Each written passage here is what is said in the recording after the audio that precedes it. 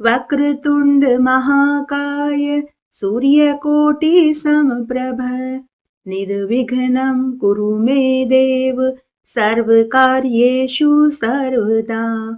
वक्रतुंड महाकाय सूर्यकोटि समप्रभ निर्विघ्नं कुरु मे देव सर्वकार्येषु सर्वदा। राधे राधे, जय श्री कृष्ण। चॉकलेट मामी से मैं सीमा सिंह आपका स्वागत करती हूँ। आइए अब हम पौष मास के महात्म्य का आगे का अध्याय सुनते हैं।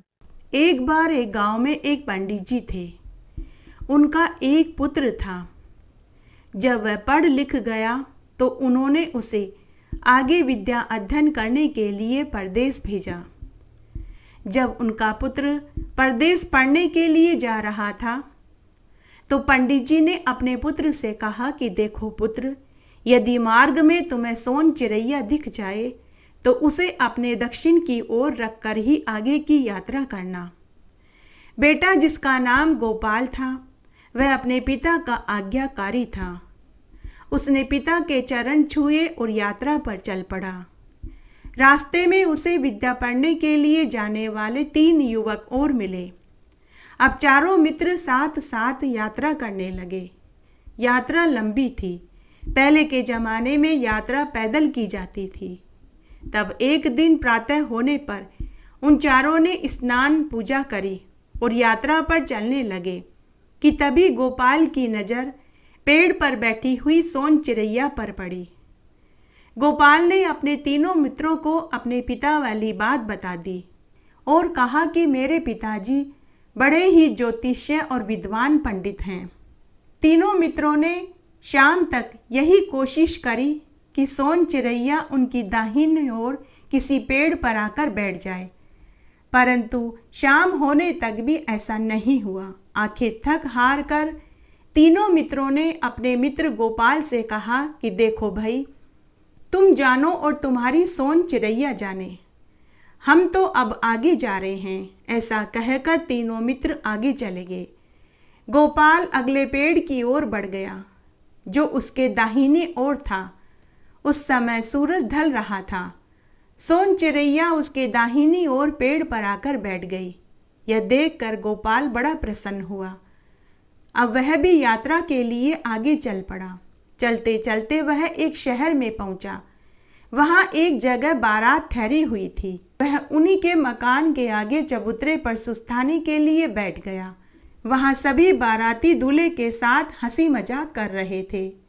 गोपाल उन्हें हंसी मजाक करते हुए देख और सुन रहा था। इतने में ही दूल्हे के पिता ने गोपाल को देखा। गोपाल के नाक नक्श और व्यक्तित्व बड़ा ही आकर्षक था। दूल्हे के पिता के दिमाग में एक बात आई। वह मन ही मन सोचने लगे कि अगर इस लड़के को दूल्हा बना करके अपने बेटे की जगह फेरों पर बैठा दूं तो मेरी लाज बच जाएगी, क्योंकि उनका लड़का शक्ल सूरत में अच्छा नहीं था।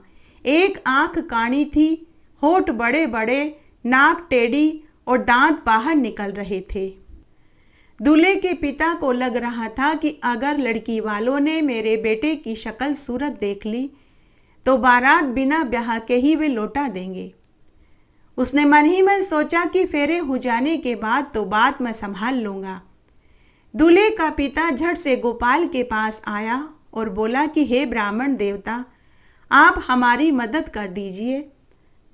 इसके बदले में आपको मैं मुँह मांगा इनाम दूंगा। गोपाल ने दूल्हे के पिता से कहा कि कहिए, मैं आपकी क्या मदद कर सकता हूँ। दूल्हे के पिता ने उसे सारी बात बता दी और कहा कि अरे भैया, मेरी पगड़ी की लाज अब तुम्हारे हाथ में है। गोपाल को धन का लालच आ चुका था। दूल्हे के पिता ने इसके बदले में उसे 5 सोने की असरफी देने का वादा कर लिया। उस रात गोपाल एक कठपुतली की तरह वही करता रहा जो दूल्हे के पिता कहते गए। उसके बाद बारात लड़की वालों के घर पहुंच गई। वरमाला हुई, फेरे हुए। लड़की के घर वाले दूल्हे की बड़ाई कर रहे थे। सास ससुर भी बड़े खुश थे। दुल्हन भी अपने पति को देखकर बड़ी प्रसन्न हुई। रिवाज के अनुसार दूल्हा दुल्हन को कुल देवता की पूजा करने के लिए अकेला छोड़ा गया। कई तरह की मिठाइयाँ, पूरी, कचौरी थाल में सजा कर के रख दिया। दुल्हन पक्ष के लोगों ने दूल्हा दुल्हन से कहा कि इन सब का भोग देवता को तुम्हें लगाना है। दूल्हा दुल्हन को देवता के सामने अकेला छोड़ दिया। बाहर घर की औरतें बैठकर देवता जगाने के गीत गा रही थी। दूल्हा दुल्हन देवता के पास अकेले बैठे थे। एक तरफ तो यह सब हो रहा था, दूसरी तरफ गोपाल को बहुत तेज भूख लगी थी। उसे दिन भर सोन चिड़ैया को दाहिनी ओर लाने के प्रयत्न में वह थक चुका था। उसने कुछ खाया पिया भी नहीं था। दुल्हन देवता की पूजा करने में लगी हुई थी कि तभी गोपाल ने अपनी दुल्हन से कहा कि देखो, मुझे बहुत भूख लगी है। दुल्हन ने आश्चर्य से अपने पति की ओर देखा। गोपाल ने पुनः कहा कि मुझे भूख लगी है। दुल्हन ने शर्माते हुए कहा कि क्यों, क्या मेरे पिताजी ने आपको मिठाइयाँ नहीं खिलाई? तब गोपाल ने कहा कि नहीं, ऐसी बात नहीं है। सभी लोग बारात की खातिरदारी में लगे थे, तो मेरी ओर तो किसी ने ध्यान ही नहीं दिया, इसलिए मैंने अभी तक कुछ नहीं खाया है। यह सुनकर दुल्हन ने मन ही मन सोचा कि मेरे लिए पति से बढ़कर और कौन देवता हो सकता है। उसने उसी समय पूजा की थाली में रखी हुई मिठाइयाँ और पकवान अपने पति के आगे रख दिए और बोली कि लो, ये मिठाइयाँ और पकवान खा लीजिए। दूल्हे ने सारी मिठाइयाँ और पकवान खा ली। अगले दिन सुबह होते ही गोपाल अपने पास सोने की अशर्फियाँ लेकर आगे की यात्रा पर चला गया। सुबह बारात विदा होने का समय आया। असली दूल्हा अपनी सास से तिलक करवाने के लिए आगे आया। उसे देखकर सभी चौंक गए। दुल्हन ने देखा तो वह भी चौंक गई। उसने अपने माता पिता से कहा कि जिसके साथ मेरे फेरे हुए, जिसके साथ मेरी वरमाला हुई, यह वह नहीं है। दुल्हन ने अपनी माँ से कहा कि माँ, देवता की पूजा करते समय जो दूल्हा मेरे साथ बैठा था और जिसके साथ मैंने फेरे लिए थे, जिसको मैंने वरमाला डाली थी, वही मेरा पति था। मैंने इसके साथ न फेरे लिए, न मैंने इसके वरमाला डाली और न ही मैंने इसके साथ बैठकर देवता की पूजा करी।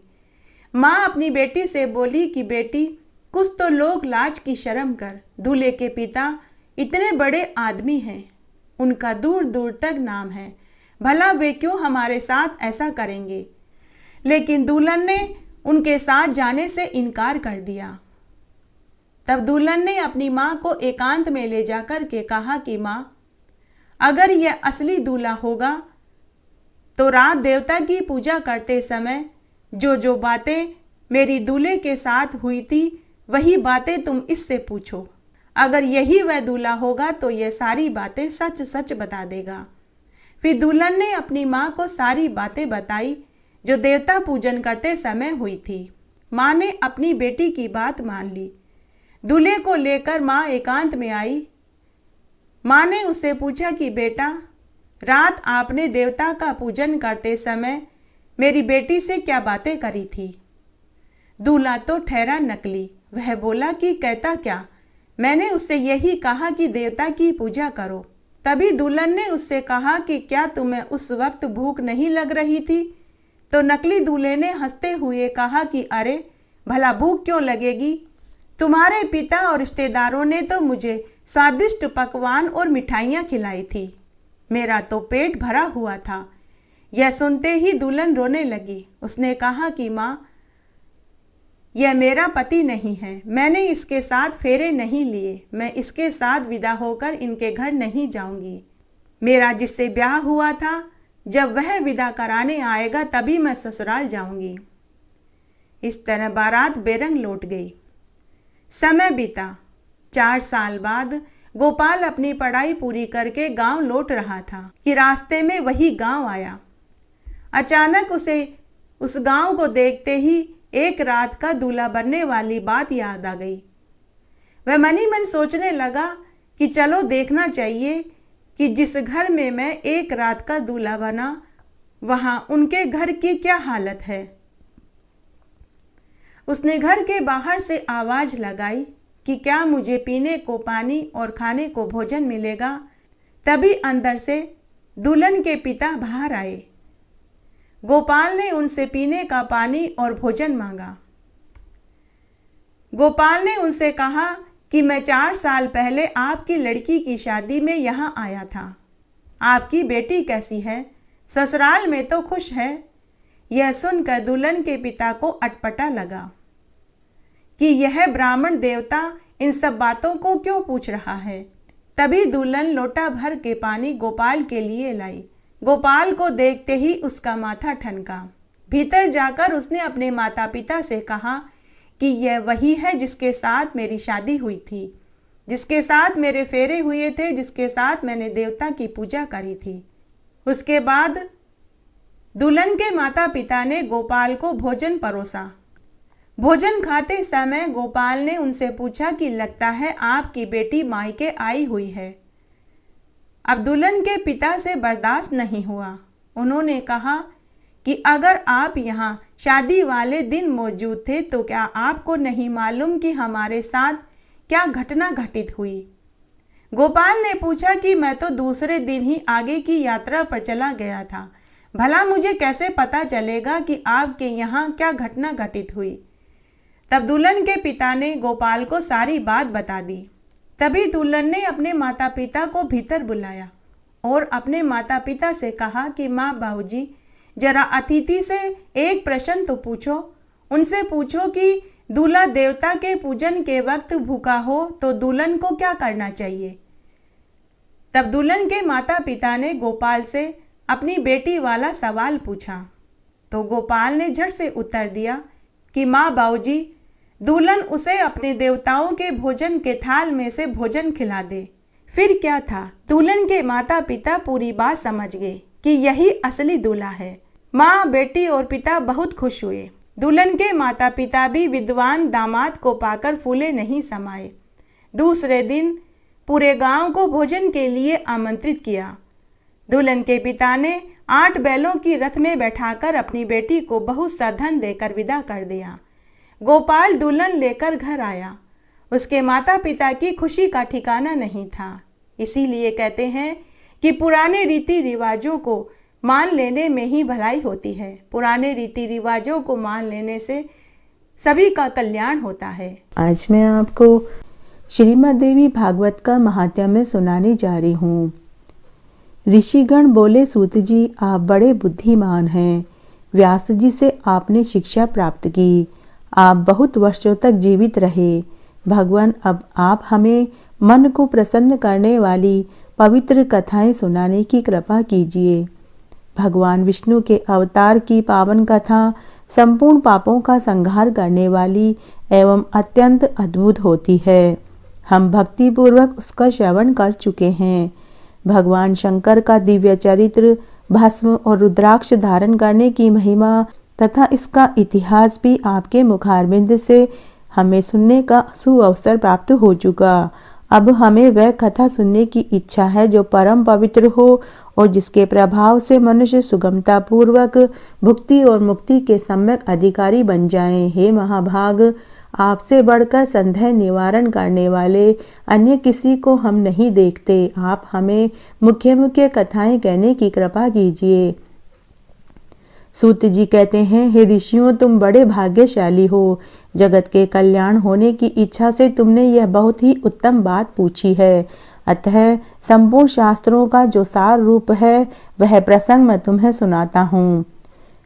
ऋषियों ने कहा कि हे महाभाग सूत जी, आप वक्ताओं में सर्वश्रेष्ठ है। वह पुराण कैसा है और उसके सुनने की कौन कौन सी विधि है, कितने दिनों में यह कथा संपन्न होती है और इस कथा में किस देवता का पूजन होना चाहिए, किस किस ने इस कथा को सुना है, वह भी हमें बताइए। तब सूत जी कहते हैं, व्यास जी भगवान विष्णु के अंश हैं। पाराशर जी उनके पिता और सत्यवती माता है।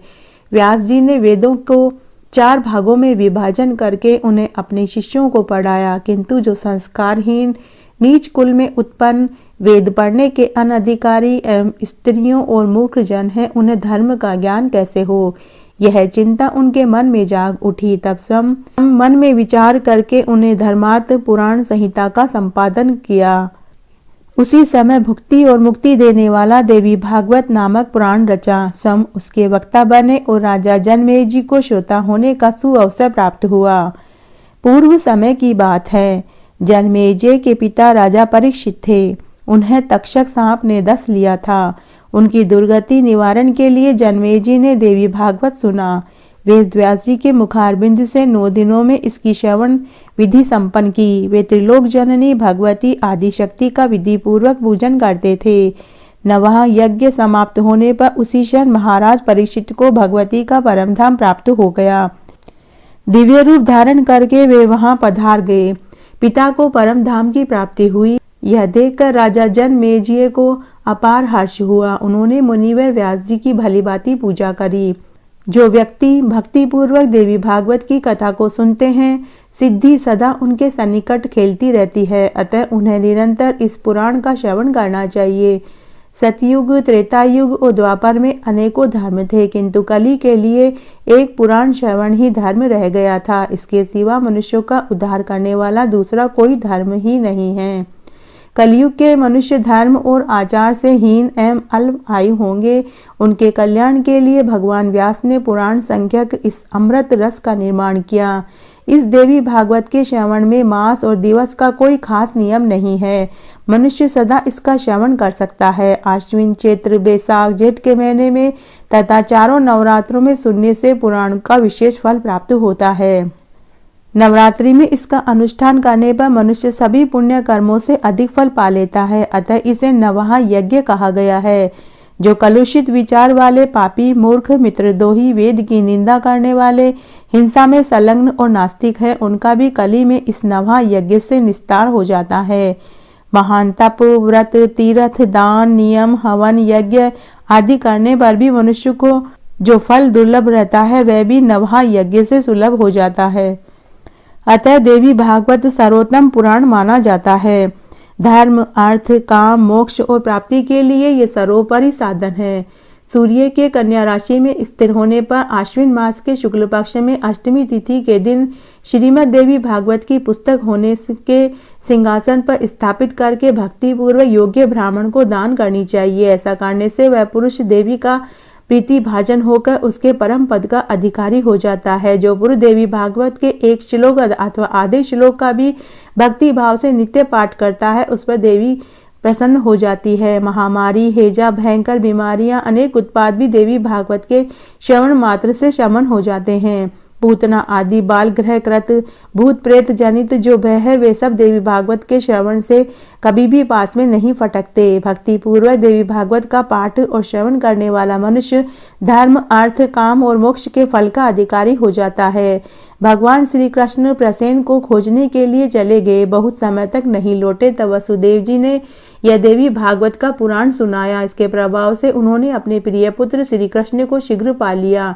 जो पुरुष देवी भागवत की कथा का भक्ति के साथ पढ़ता है, सुनता है, वह भुक्ति और मुक्ति को पाता है। ये कथा अमृत स्वरूप है। इसके श्रवण मात्र से अपुत्र पुत्रवान होता है, दरिद्र धनवान हो जाता है, रोगी निरोगी काया वाला हो जाता है। स्त्री वंध्या, काक वंध्या, मृतवंशा हो तो वह भी देवी भागवत की कथा सुनने से दीर्घजीवी पुत्र की माता बन जाती है। जिसके घर में श्रीमद् देवी भागवत की पुस्तक का नित्य पूजन होता है, वह घर तीर्थ के समान हो जाता है। वहां रहने वाले लोगों के पास कभी भी पाप नहीं टिक पाता। जो अष्टमी, नवमी और चतुर्दशी के दिन भक्ति के साथ ये कथा सुनता है, पढ़ता है, वह परम सिद्धि को प्राप्त होता है। इसका पाठ करने वाला यदि ब्राह्मण हो तो प्रकांड विद्वान, क्षत्रिय और महान शूरवीर वैश्य हो जाता है और प्रचुर धन का मालिक बनता है।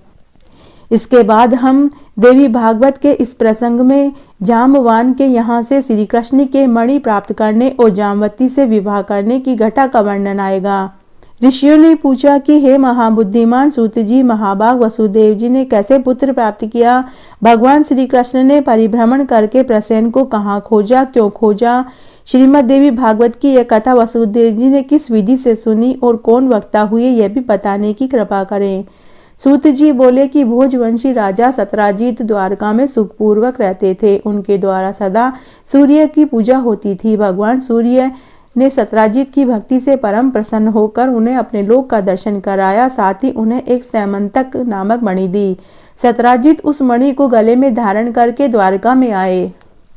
वह मणि अत्यंत ही चमकीली थी। उसे देखकर पूर्ववासियों ने समझा कि सूर्य नारायण है। अतः सुधर्मा सभा में बैठे हुए भगवान श्री कृष्ण के पास जाकर कहने लगे कि हे जगत प्रभु, ये सूर्य नारायण आ रहे हैं। उनकी बात सुनकर श्री कृष्ण के मुख पर मुस्कान छा गई। वे बोले, अरे बालकों, ये सूर्य नहीं है, यह तो सैमंतक मणि धारण करके सत्राजित आ रहे हैं। मणि के कारण इनकी ज्योति फैली हुई है। सूर्य ने इन्हें ये मणि दी है। उसके बाद सत्राजित ने ब्राह्मणों को बुलाकर स्वस्ति वाचन कराया, मणि का पूजन किया, मणि को अपने भवन में स्थापित कर दिया। प्रतिदिन 8 भार स्वर्ण देने वाली वह मणि जहाँ रहती थी, वहाँ महामारी, दुर्भिक्ष एवं उत्पात संबंधी भय कभी नहीं ठहर सकते थे। सत्राजित का एक भाई था जिसका नाम प्रसेन था। एक बार वे इस मणि को गले में धारण करके घोड़े पर सवार होकर शिकार खेलने के लिए वन में चले गए। उन्हें सिंह ने देख लिया। ऋषिराज जामवान बड़े बलवान थे। उन्होंने जब सिंह को मणि लिए हुए देखा, अतः वे बिल के द्वार पर ही सिंह को मारकर उनसे मणि छीन ली और उसे अपनी पुत्री को खेलने के लिए दे दिया। उनकी लड़की उस मणि को लेकर खेलने लगी। जब कुछ समय बाद जब प्रसन्न नहीं लौटा, तब सत्राजित को महान दुख हुआ। वो कहने लगा कि पता नहीं किसे मणि पाने की इच्छा हो गई, जिसके हाथों प्रसेन काल का घास बन गया। फिर तो जन समाज के मुख से द्वारका में इस प्रकार की किंवदंती फैल गई कि हो न हो श्री कृष्ण भगवान ने प्रसेन को मार डाला है, क्योंकि मणि में उनकी आसक्ति हो गई थी। यह बात भगवान श्री कृष्ण के कानों में पड़ी। तब अपने ऊपर लगे हुए कलंक को दूर करने के लिए उन्होंने कुछ पूर्ववासियों को साथ लेकर यात्रा आरंभ कर दी। वे वन में पहुंचे। सिंह द्वारा मारे हुए प्रसेन को देखा। रक्त से चिन्हित मार्ग को पकड़कर सिंह को खोजते हुए वे आगे बढ़े। एक बिल के द्वार पर मरा हुआ सिंह दिखाई पड़ा। तब श्री कृष्ण भगवान ने पूर्ववासियों से कहा कि तुम लोग मेरे लौटने तक यहीं रहना, मैं मणि लेने के लिए इस बिल में जा रहा हूँ। भगवान श्री कृष्ण मणि लेने के लिए बिल में पहुंच गए, जहां जामवान रहता था। जामवान की लड़की उस मणि से खेल रही थी। उन्होंने मणि छीनने की चेष्टा करी। इतने में तभी वहां जामवान आ पहुंचा। उसका भगवान श्री कृष्ण के साथ युद्ध आरंभ हो गया। रात दिन लगातार लड़ाई होती रही। दोनों में 27 दिनों तक घोर संग्राम चलता रहा। उधर द्वारकावासी भगवान श्री कृष्ण की प्रतीक्षा में बिल के बाहर रुके हुए थे। 12 दिनों तक उन्होंने प्रतीक्षा करी। तत्पश्चात डरकर वे अपने अपने घर लौट गए। घर पहुंचने पर उन्होंने सारा समाचार सबको कह सुनाया। सबको सुनकर महान कष्ट हुआ। अब वे सत्राजित की निंदा करने लगे। अपनी पुत्री की यह कष्ट कहानी महाभाग वसुदेव के कानों में पड़ी तो परिवार सहित वे शोक सागर में डूब गए। अब मेरा कल्याण कैसे होगा, इस प्रकार की अनेक चिंताएं उनके मन में उठने लगी। इतने में देवऋषि नारद जी ब्रह्मलोक से वहां पधारे। तब वसुदेव जी ने नारद जी को देखा तो उठकर प्रणाम किया और उनका पूजन किया। नारद जी ने बुद्धिमान वसुदेव जी से कुशल क्षेम पूछी। तब वसुदेव जी ने अपनी चिंता बताई कि मेरा प्रिय पुत्र श्री कृष्ण प्रसेन को खोजने के लिए पूर्ववासियों के साथ वन में गया था। मरे हुए प्रसेन पर उसकी दृष्टि पड़ी। बिल के द्वार पर देखा कि प्रसेन को मारने वाला सिंह भी मरा पड़ा है। तब पूर्ववासियों को द्वार पर ही ठहराकर कृष्ण बिल में चला गया। बहुत दिन व्यतीत हो गए हैं और अब तक मेरा पुत्र नहीं लौटा है, इसीलिए मैं चिंतित हो रहा हूँ। नारद भगवान बोले कि हे यदुश्रेष्ठ, तुम पुत्र प्राप्ति के लिए अंबिका देवी की प्रार्थना करो। उनकी आराधना से ही तुम्हारा पुत्र शीघ्र आ जाएगा। वसुदेव जी ने पूछा कि हे देवऋषि, वे अंबिका देवी कौन है, उनकी क्या महिमा है और कैसे उनका पूजन किया जाता है। नारद मुनि बोले कि हे महाभाग वसुदेव, अंबिका देवी के संपूर्ण महात्म्य को विशुद्ध रूप से कौन कह सकता है। मैं संक्षेप में आपको बतलाता हूँ। भगवती अंबिका नित्य स्वरूपिणी है। सत चित्त और आनंद में उनका श्री विग्रह है। वे सर्वोपरि हैं। यह चराचर जगत उनसे ओतप्रोत है। उन्हीं की आराधना के प्रभाव से ब्रह्मा जी इस चराचर जगत की रचना करते हैं। मधु और केटभ से भयभीत होने पर पितामह ने देवी की स्तुति की और वे उस भय से मुक्त हुए। उन्हीं की कृपा से भगवान विष्णु इस जगत का संरक्षण करते हैं। भगवान रुद्र पर उनकी कृपा दृष्टि पड़ी, तभी संसार के संहार में वे सफल हो सके। वे ही संसार बंधन में हेतु है। मुक्त कर देना भी उन्हीं का काम है। यह देवी परमा विद्या स्वरूपिणी है। संपूर्ण शक्तिशालियों पर भी इनका शासन चलता है। तुम नवरात्रि में विधि से भगवती जगदम्बिका का पूजन करो और 9 दिनों में श्रीमती देवी भागवत पुराण सुनो। उस पुराण के श्रवण करने से शीघ्र ही तुम्हारा पुत्र लौट आएगा। इस पुराण के पढ़ने और सुनने वाले से भुक्ति मुक्ति दूर नहीं रह सकती। इस प्रकार मुनिवर नारद जी के कहने पर वसुदेव जी ने उनके चरणों में मस्तक झुकाया और अपार प्रसन्नता प्रकट करते हुए कहने लगे, हे भगवान, आपके कहने पर भगवती जगदम्बिका के कृपा प्रसाद से सिद्ध होने वाला अपना पूर्व प्रसंग मुझे याद आ गया है, उसे मैं तुम्हें कहता हूँ, सुनो। पहले की बात है, आकाशवाणी से ये जानकर कि देवकी के 8वें गर्भ से कंस का निधन होगा, पापी कंस के भय के कारण मुझे सभा में ही घेर लिया।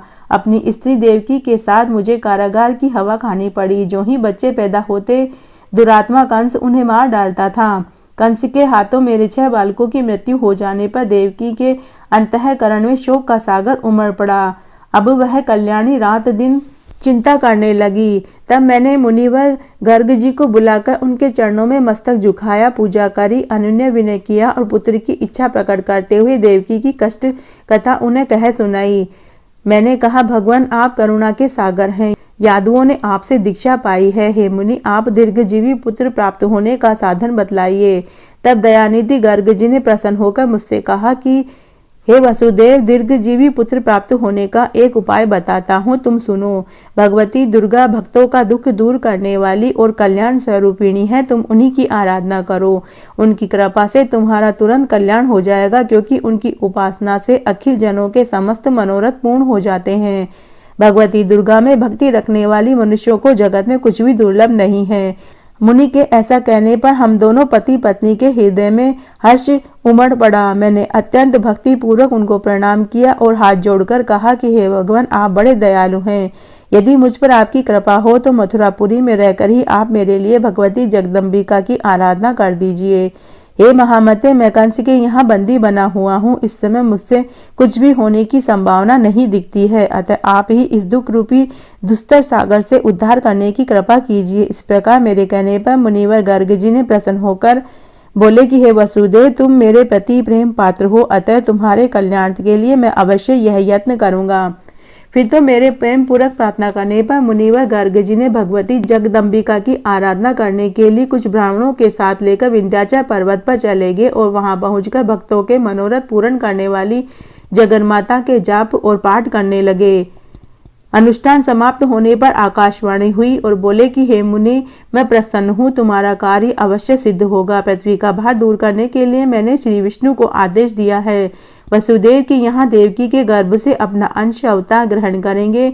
उनके प्रकट होते ही वसुदेव जी कंस के डर से उन्हें लेकर गोकुल जी में नंद जी के घर पहुंचा देंगे। साथ ही यशोदा जी की कन्या को ले जाकर अपने यहाँ आए हुए कंस को दे देंगे और कंस उस कन्या को जमीन पर पटक कर मार डालेगा। इतने में ही यह कन्या कंस के हाथ से छूट जाएगी और उसका अत्यंत मनोहर रूप हो जाएगा। मेरा ही अंश रूप विग्रह धारण करके वह विंध्य गिरी पर जाकर जगत के कल्याण में संलग्न हो जाएगी। इस प्रकार आकाशवाणी सुनकर मुनिवर गर्ग जी ने भगवती जगदम्बिका को प्रणाम किया और अत्यंत प्रसन्न होकर वे मथुरापुरी में आए। मैंने उनके मुख से देवी का वरदान सुना। सुनते ही हम पति पत्नी दोनों ही बड़ी प्रसन्न हो गए। मेरे हृदय में आनंद का समुद्र उमड़ पड़ा। तभी से भगवती जगदम्बिका का उत्तम महात्म्य मैं जानता हूँ। हे देव ऋषि, आज भी मैं आपके मुखारबिंद से वही महात्म्य सुन रहा हूँ। अतः हे प्रभु, आप ही मुझे श्रीमद् देवी भागवत सुनाने की कृपा कीजिए। हे देव ऋषि, आप दया के सागर हैं। मेरे सौभाग्य से ही आपका यहाँ आना हुआ है। वसुदेव जी का कथन सुनकर नारद मुनि प्रसन्न हुए और शुभ दिन शुभ नक्षत्र में उन्होंने कथा आरंभ कर दी। कथा की निर्विघ्न समाप्ति के लिए अनेक ब्राह्मणों को उन्होंने भोजन आदि करवाया। कुछ ब्राह्मणों ने मार्कंडेय पुराण दुर्गा सप्तशती का पाठ प्रारंभ कर दिया। नारद जी ने प्रथम स्कंद से कथा आरंभ करी और वसुदेव भक्ति पूर्वक सुनते रहे। 9वें दिन कथा प्रसंग समाप्त हुआ। महाभाग वसुदेव जी ने प्रसन्न होकर पुस्तक और कथावाचक की यथोचित पूजा करी। उस समय भगवान श्री कृष्ण जामवान के साथ बिल में युद्ध कर रहे थे। तब भगवान श्री कृष्ण के मुष्टि प्रहार से जामवान घायल हो गए। उसकी देह से रक्त बह निकला। जब उसे चेतना हुई तो उसने भगवान श्री कृष्ण के चरणों में मस्तक झुका दिया और अपार श्रद्धा प्रकट करते हुए कहने लगा कि आप मेरे अपराध को क्षमा कीजिए। हे भगवान, मैं आपको जान गया हूँ, आप ही राघवेंद्र हैं, आप ही भगवान श्री राम हैं। आपके क्रोध से समुद्र शुद्ध हो उठा था, लंका चौपट हो गई थी और सपरिवार रावण काल का ग्रास बन गया था। हे भगवान, वे ही आप अब श्री कृष्ण रूप में पधारे हैं। मेरी उद्दंडता को क्षमा करें। हे प्रभु, मैं सब तरह से आपका सेवक हूँ, आप उचित आज्ञा देने की कृपा करें। जाम्बावान की बात सुनकर जगत प्रभु भगवान श्री कृष्ण ने कहा कि हे ऋषिराज, मैं मणि लेने के लिए यहाँ बिल में आया था, अतः आप मुझे वह मणि मुझे वापस दे दीजिए। तब जाम्बवान ने अपनी कन्या जाम्बवती का उसके साथ विवाह कर दिया और मणि भी दे दी। तब श्री कृष्ण भगवान जाम्बवती को पत्नी रूप में स्वीकार करके मणि गले में धारण करके वापस द्वारका के लिए प्रस्थान कर गए। उसी दिन देवी भागवत की कथा समाप्त हुई। उदार बुद्धि वसुदेव जी ने ब्राह्मणों को भोजन कराकर उन्हें दक्षिणा से प्रसन्न कर दिया। श्री कृष्ण मणि धारण किए हुए पत्नी के साथ वहां पहुंचे। भारिया सहित श्री कृष्ण चंद्र को वहां पधारा देखकर वसुदेव बहुत प्रसन्न हुए। उनके नेत्र आनंद के आंसुओं से डबडबा गए, हृदय में हर्ष की बाढ़ आ गई। तब देवऋषि नारद जी भगवान श्री कृष्ण के आगमन से हर्षित होकर श्री कृष्ण भगवान और वसुदेव जी से आज्ञा लेकर वापस अपने लोक को चले गए।